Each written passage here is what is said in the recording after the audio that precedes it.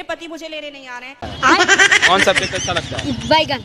ये मेरे साथ भी हुआ था और मैं 2-3 महीने मायके रही। तू समझा? हाँ।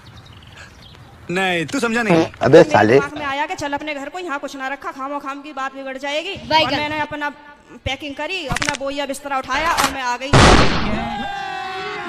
अभी मजा आएगा ना भिड़ो। हाँ जी, घर पे आके मुझे सबने देखा तो सबको शौक लग गया।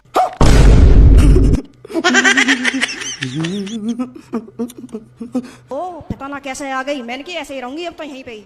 हैं? ये क्या हो गया? ये क्या सुन रहा हूँ मैं? सही है। सही करा मैंने। हाँ मैंने यही समझाया उस बहन को। ठीक है, अब तो मैं ऐसे समझ गया। शेरनी बन गई सर आपके कहने से। मजा आया।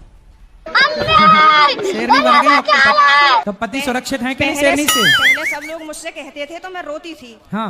लेकिन उन्होंने मुझे रोला के इतना मजबूत कर दिया है कि अब मैं सीधी दहाड़ मारती हूँ।